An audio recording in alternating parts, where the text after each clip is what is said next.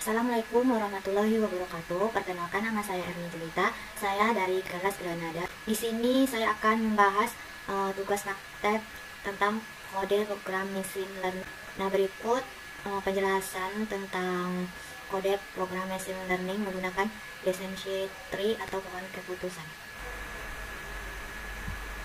Nah, dalam proyek ini saya di sini membangun dua model, satu dengan indeks kriteria gini dan satu lagi dengan entropi kriteria. Nah, di sini saya peroleh datasetnya itu dari web Kaggle. Nama datasetnya itu Car Evaluation Dataset. Nah, saya akan menjelaskan tentang algoritma pohon keputusan ini atau decision tree algoritma. Nah, algoritma dari pohon keputusan ini adalah salah satu algoritma pembelajaran mesin yang paling populer. Ini menggunakan struktur seperti pohon yang kemungkinan kombinasinya untuk mencapai masalah tertentu. Itu memilih kelas algoritma pembelajaran yang diawasi, di mana ia dapat digunakan untuk tujuan klasifikasi dan regresi. Pohon keputusan adalah struktur mencakup simpul akar, cabang, dan simpul daun. Setiap simpul interval menunjukkan pengujian pada atribut, setiap cabang menunjukkan hasil pengujian, dan setiap simpul daun memegang label kelas simpul paling atas di pohon adalah simpul akar. Nah, di sini saya akan menjelaskan tentang klasifikasi dan regresi tree atau disingkat dengan CHAR. Saat ini algoritma ini dikenal dengan nama modelnya adalah CAP, yang merupakan singkatan dari Classification and Regression Tree. Classification and Regression Tree istilah yang diperkenalkan oleh Leo Breman untuk merujuk pada algoritma pohon keputusan yang dapat digunakan untuk masalah pemodelan klasifikasi dan regresi. Algoritma akan memberikan dasar untuk algoritma penting lainnya seperti Bayesian decision tree, random pattern, dan meningkatkan pohon keputusan. Dalam proyek ini saya akan mencapai masalah klasifikasi, jadi saya akan menunjukkan algoritma juga sebagai masalah klasifikasi pohon keputusan. Nah, selanjutnya itu decision tree algoritma. Nah, algoritma pohon keputusan atau decision tree algoritma adalah salah satu pelajaran mesin terasi yang paling sering dan banyak digunakan yang dapat digunakan untuk tugas dan regresi. Intuisi di balik algoritma pohon keputusan sangat sederhana untuk dipahami. Intuisi algoritma pohon keputusan adalah sebagai berikut. Yang pertama, untuk setiap atribut dalam dataset, algoritma decision tree membentuk sebuah node atribut yang paling penting ditempatkan di root node. Yang kedua, untuk mengevaluasi tugas yang ada, kita mulai dari simpul akar yang kita bekerja menuruni pohon dengan mengikuti simpul yang sesuai yang memenuhi kondisi atau keputusan kita. Proses ini berlanjut hingga kode daun tercapai. Ini berisi prediksi atau hasil dari pohon keputusan. Nah, selanjutnya itu ada atribut selection. Tantangan utama dalam implementasi decision tree adalah untuk mengidentifikasi atribut yang kita anggap sebagai root nodes dan setiap level. Proses ini dikenal sebagai pemilihan atribut. Nah, ada dua ukuran pemilihan atribut yang populer sebagai berikut. Yang pertama, pengumpulan informasi. Yang kedua, indeks Gini. Saat menggunakan information pengumpulan sebagai kriteria, kami menganggap atribut bersifat kategori, dan untuk atribut Gini indeks diasumsikan kontinu. Langkah-langkah pemilihan atribut ini dijelaskan di bawah ini.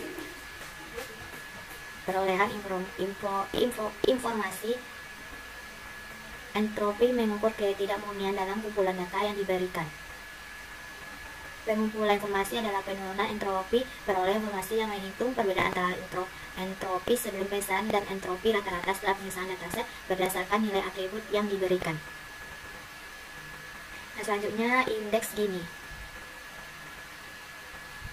Indeks Gini mengatakan jika kita secara acak memilih dua item dari suatu polisi, mereka harus dari kelas yang sama dan probabilitasnya adalah 1 jika polisinya murni.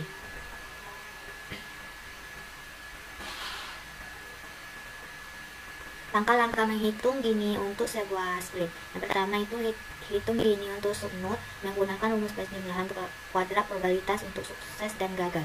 Nah, ini rumusnya. P pangkat 2 ditambah Q pangkat 2. Yang kedua, hitung Gini untuk split menggunakan skor Gini tertimbang dari setiap node dari split tersebut. Dalam kasus atribut bernilai Dixit, subset yang memberikan indeks gini minimum untuk dipilih sebagai atribut pemisahan. Dalam kasus atribut bernilai kontinu, strateginya adalah beri setiap pasang nilai yang berdekatan sebagai kemungkinan titik pisah dan titik dengan indeks gini yang lebih kecil dipilih sebagai titik pisah. Atribut dengan indeks gini minimum dipilih sebagai atribut pemisah. Nah, permasalahannya itu adalah memprediksi keamanan mobil. Dalam proyek ini, saya membangun klasifikasi pohon keputusan untuk memprediksi keamanan mobil. Saya menerapkan klasifikasi pohon keputusan dengan Python dan scikit-learn. Saya telah menggunakan dataset car evaluation untuk proyek ini. Diunduh dari situs web Kaggle. Ini saya mendownloadnya dari Kaggle.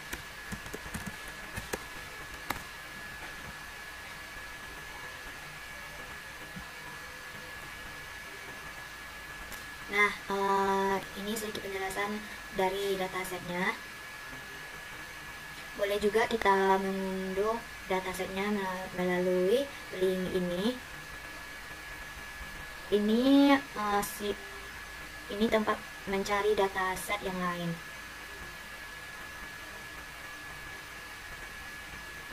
Dataset car evaluation berasal dari model keputusan hierarki sederhana yang awalnya dikembangkan untuk sistem pakar untuk pengambilan keputusan. Basis data evaluasi mobil berisi contoh dan informasi struktural yang dihapus, yaitu secara langsung menghubungkan car dengan 6 atribut masukan, yaitu pembelian, peliharaan, pintu orang, logboard, keselamatan. Itu disumbangkan oleh Marco Bohani. Nah, langkah pertama pada programnya itu kita mengimport library-nya untuk datasetnya. Nah, ini sudah berhasil. Nah, kemudian kita download datasetnya dan kita upload. Di sini saya menggunakan penguploadan file dataset evaluation yang telah saya download itu tadi.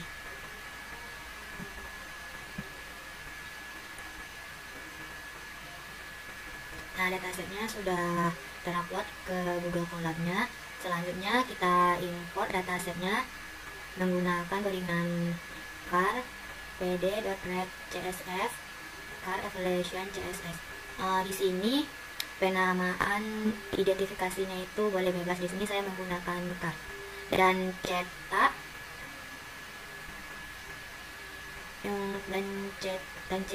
car atau print car. Fungsi print ini untuk menampilkan data yang sudah dimodifikasi. Nah, kita jalankan, maka akan keluar output sebagai berikut. Terdapat 1727 baris dan 7 kolom. Nah, selanjutnya saya akan mengeksplorasi data untuk mendapatkan wawasan tentang data. Nah, dari ini kode programnya. Nah, dimensi kumpulan datanya itu ini 1727 dan 7. Sama juga dengan yang ini, cuma bedanya ini lebih pendek kode programnya. Nah, selanjutnya itu plat tinjau atau melihat kumpulan data 5 baris teratas pada dataset dengan kode car head. Nah, ini kumpulan data dari 5 baris yang teratas. Selanjutnya mengubah nama kolom. Nah, ini kodenya untuk mengubah nama kolom. Nah, ini untuk melihat kode untuk melihat datasetnya apakah sudah berubah nama kolomnya. Nah, nama kolomnya sudah berganti. Nah, di sini nama kolomnya kita ubah yang memiliki nama yang bermakna. Ini kode programnya. Nah, kode car info ini untuk melihat ringkasan dataset. Ini ringkasan datasetnya.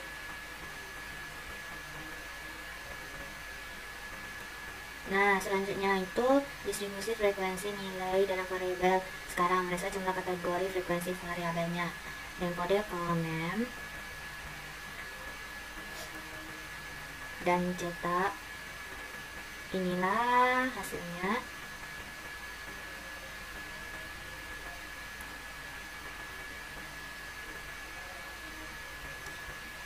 Nah, di sini ada rangkuman dari variabel. Ada 7 variabel dalam dataset, semua variabel bertipe data kategori. Nah, ini bertipe variabel bertipe dari kategori.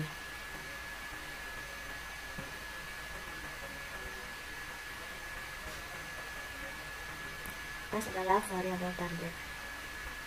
Nah, selanjutnya itu eksplorasi kelas variabel. Caranya itu menggunakan kode class family count. Nah, dari data outputnya itu variabel dari kelasnya bersifat ordinal. Nah, selanjutnya itu meriksa nilai yang hilang dalam variabel. Codingannya itu char is null.sum. Nah, kita dapat melihat bahwa tidak ada nilai yang hilang dalam dataset.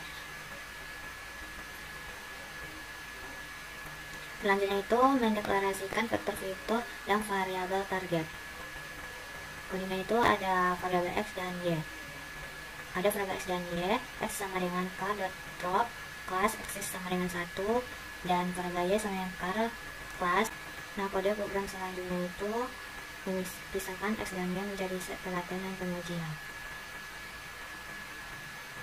Nah, x itu tren atau pelatihan dan yaitu tes pengujian. Nah, selanjutnya meriksa set dari extrain dan extract. Nah, terdapat extrain setnya itu 1157,6 dan extract setnya itu 170,6. Nah, selanjutnya itu rekayasa fitur. Rekayasa fitur ini adalah proses mengubah data mentah menjadi fitur berguna yang membantu kita memahami model dengan lebih baik dan meningkatkan daya prediktifnya. Nah, kita periksa kembali tipe data variabelnya dengan kode extrain.type. Nah, ini tipe data dari variabelnya. Nah, selanjutnya akan menyandikan variabel ke kategori. Nah, ini kodenya extrain.head. Nah, akan menghasilkan output ini.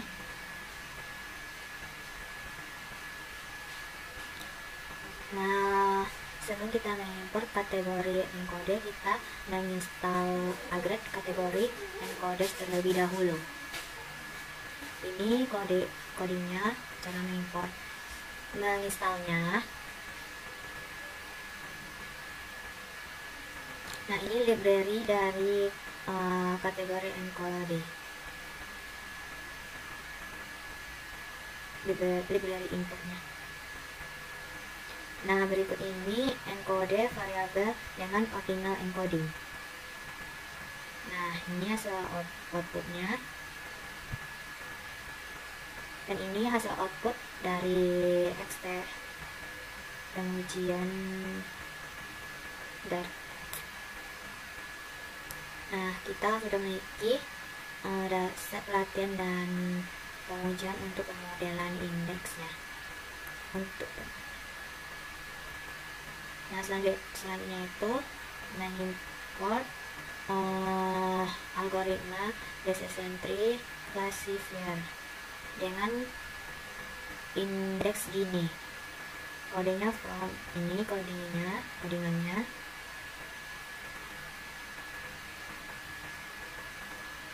Nah, ini hasil outputnya sudah terimport.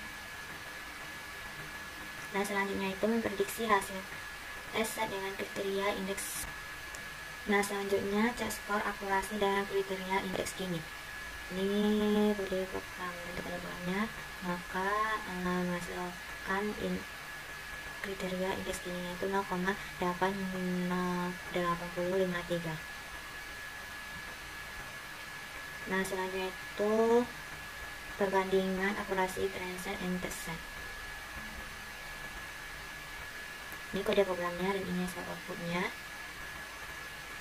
Nah, ini mencetak perbandingannya itu perbandingannya skor perbandingannya. Terdapat skornya 0,7848. Nah, selanjutnya itu ini kode program untuk mencetak skor pada training dan test set.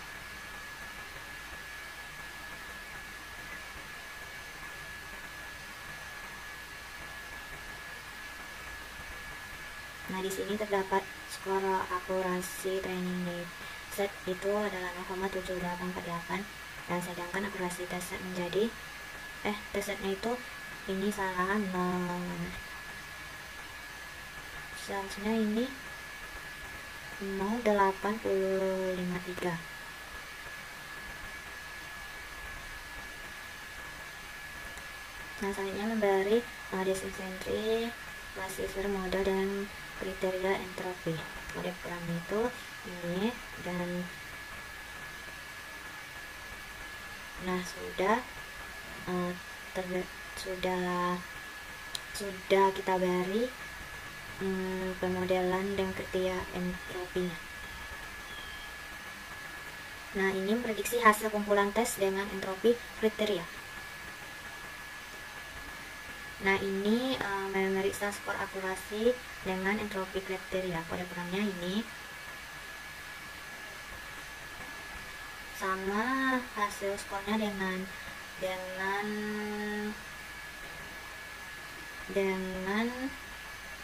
codingan akurasi train set dan test set.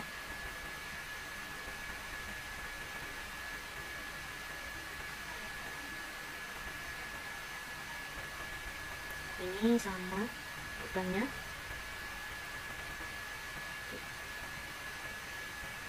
Nah, berdasarkan analisis yang pemodelan akurasi tadi, akurasi model sangat baik. Model melakukan penelitiannya sangat baik dan lalu istilah balas. Nah, selanjutnya itu ada confession matrix. Confession matrix adalah untuk meringkas kinerja algoritma klasifikasi. Nah, ada 4 jenis algoritmanya itu ada true positif, true negatif, false positif, false negatif. Nah, ini cetak fungsi materi dan iris menjadi 4 bagian. Nah, ini konversi.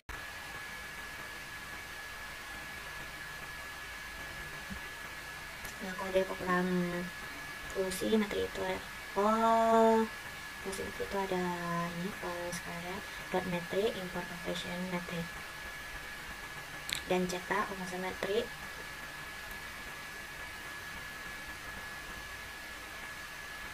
Selanjutnya laporan klasifikasi. Laporan klasifikasi ini adalah cara untuk mengevaluasi performa model klasifikasi.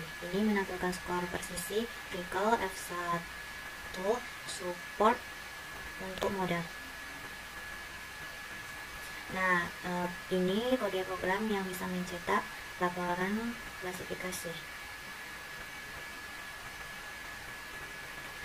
Nah, hasil dan kesimpulannya dalam proyek ini saya membuat model klasifikasi keuangan perusahaan pemerkisi keamanan mobil. Saya membuat 2 model, satu dengan begini indeks dan satu lagi dengan kriteria entropi. Model menghasilkan kinerja yang sangat baik yang ditunjukkan oleh akurasi model pada kedua kasus yang ditemukan sebesar 0,8021. Nah, yang kedua, pada model dengan kriteria gini indeks skor akurasi training setnya adalah 0,7865. Ini 0,8053 tadi 0,53.